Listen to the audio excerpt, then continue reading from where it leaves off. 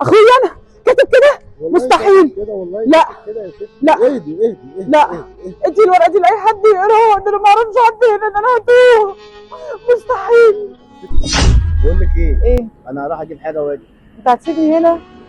انا ما اعرفش حد هنا. يا ست انا هجيب حاجه واجي لك بسرعه. خلي بس معاك الورقه دي هتلاقي العنوان اللي احنا رايحينه عشان التليفون معايا هيفصل. عنوان ايه؟ هو انت مش عندك شقه هنا في اسكندريه يا اخويا؟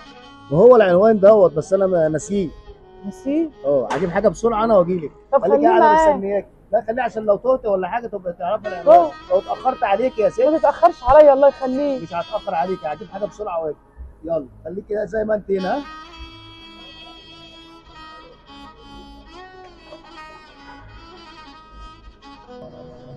استاذ، اخويا لو سمحت ممكن بس تقرا لي العنوان اللي هنا بس وتوصفه لي، ورقم التليفون الله يخليكوا اتصل.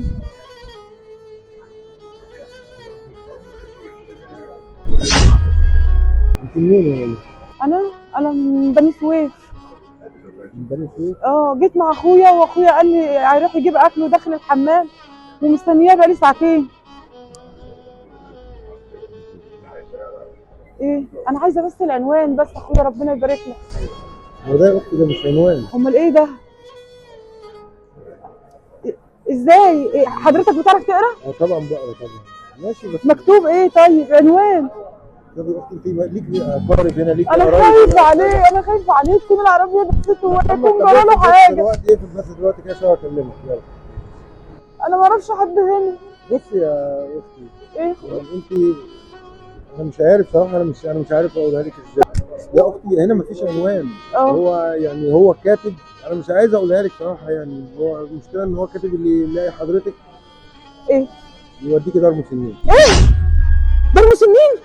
اخويا انا كاتب كده؟ مستحيل. كده والله. لا كده يا ست. لا اهدي. لا، ادي الورقه دي لاي حد يقراها، ده انا ما اعرفش حد هنا، ده انا هتوه. مستحيل. ست والله كاتب كده. يا فتحي تعالى.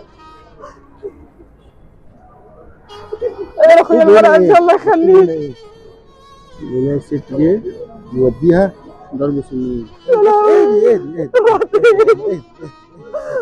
مستحيل. لا مش مصدقه. اهدي.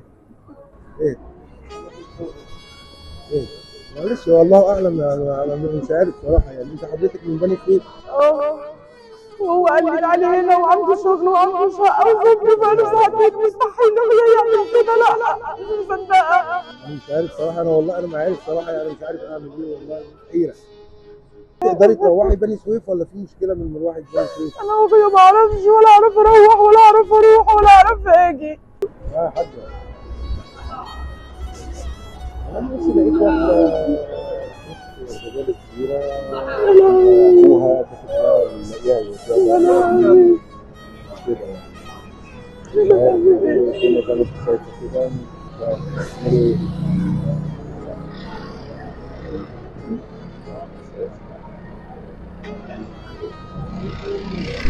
بص يا حاج،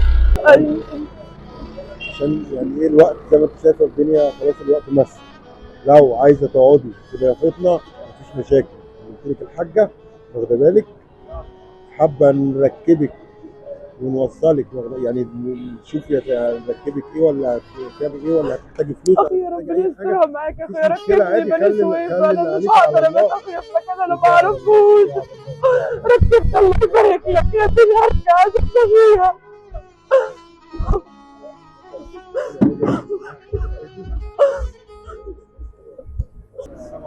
عليكم السلام. ايه يا ست تقولي مالك في ايه؟ اخويا سابني هنا ومشى. وايه يعني اخوك سابك؟ يعني ايه المشكله اخوك سابك؟ ما اعرفش اروح. تعرفها؟ هتساعدها يعني ولا ايه؟ هتساعدها ايوه. لو واحده ما تعرفهاش تساعدها؟ ايه المشكله؟ بجد والله تساعدها والله؟ تساعدها ده معايا يعني مش فاهم. انا ركبوها عايزه تقعد هنا. يبقى احنا عاملين فيك مقلب. تعالى اخوها. اخوك ده يا ماما؟ اخوك ده يا حاجه؟ جبنا لك اخوك اهو. انا عايزك تقول لي انت ليه قررت تساعدها؟ ده واحده ست يعني هنعمله ايه؟ طيب نسيبوها يعني ولا نعمله ايه؟ كل الحالات دي واحده لجأت واخد بالك؟ فانت ما ينفعش ان انت تتخلى عنها، يعني حرام. واخد بالك؟ ما خفتش مثلا يكون وراها مشكله، يكون وراها خليها على الله يا عم، احنا مسلمين امرنا لله.